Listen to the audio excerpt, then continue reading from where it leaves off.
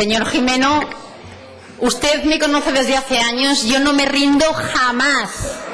Jamás, y defiendo con vehemencia aquello que me creo, con vehemencia, cuando he estado en la oposición y cuando he estado en el gobierno, porque soy así, soy vehemente, y jamás miento y siempre defiendo las cosas que me creo con vehemencia.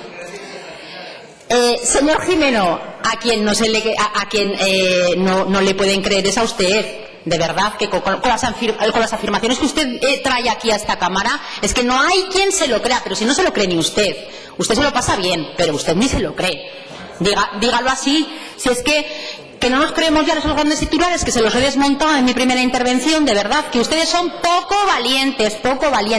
En vez de decir, señores, que es que no hay dinero, que no somos capaces de asegurar el mantenimiento de los servicios públicos básicos, a pesar del impuestazo, a pesar de todos los recortes, a pesar de todo eso, no somos capaces de garantizarlo. Ya está, díganlo, no hay dinero, no lo vamos a poder garantizar. Díganlo y no estén lanzando falsas esperanzas, porque ustedes no están siendo valientes, ustedes están yendo por la puerta de atrás en muchas cuestiones porque no tienen la valentía de decir que no están de acuerdo con ciertas cuestiones. Díganlo, sean valientes, salgan a la calle y díganle a los ciudadanos del medio rural que ustedes están contra las comarcas, que su modelo territorial no pasa por las comarcas, que desde luego nosotros creemos que estrangularlas hasta tal punto de no poder pagar nóminas, de tener que pedir créditos y de tener que imposibilitar la garantía de sus servicios públicos mínimos es estar rotundamente en contra de las comarcas. Ustedes con este presupuesto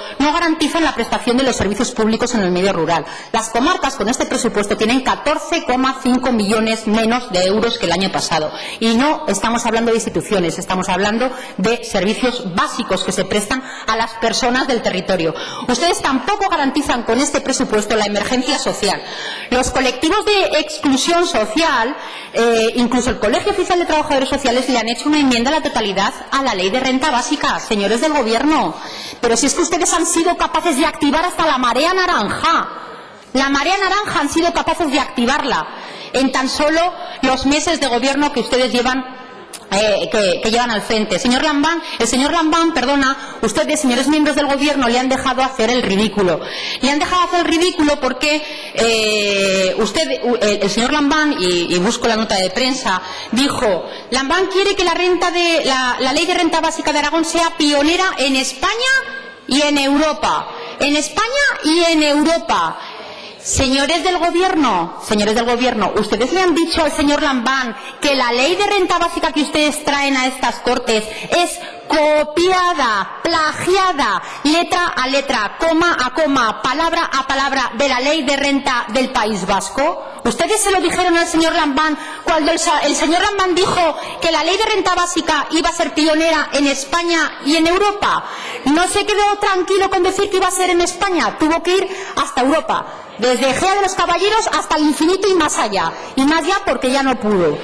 La verdad es que resulta, como digo, ridículo. Ustedes están copiando muchas cosas que están funcionando en otras comunidades autónomas, pero no copian lo fundamental, que es la cuantía económica, porque la renta básica del País Vasco tiene muchísima mayor cuantía económica en la prestación que la que ustedes traen aquí. Y realmente, como digo, ni lo han solucionado a través de la renta básica, ni lo han solucionado a través de ninguna otra cuestión. Pero les voy a decir una cosa: ustedes no solo son responsables de este desaguisado, también lo es el partido de Podemos, también lo es un partido que aprobó unos presupuestos claramente irreales y claramente insuficientes. Señor Echenique, estamos en el ecuador de este presupuesto y un año después de que usted colocara a este gobierno al frente del Gobierno de Aragón. Y si yo fuera la profesora de su colegio, usted fuera mi alumno, yo le diría que, señor Echenique, usted durante todo este curso escolar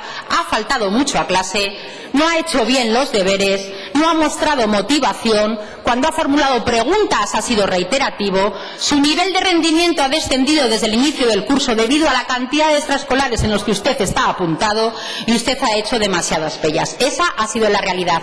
Tanto ustedes como el Gobierno, los dos responsables del desaguisado de este presupuesto, que ni soluciona los problemas del paro, ni soluciona la creación de empleo y encima nos deja una comunidad autónoma llena de incertidumbres y debilidad.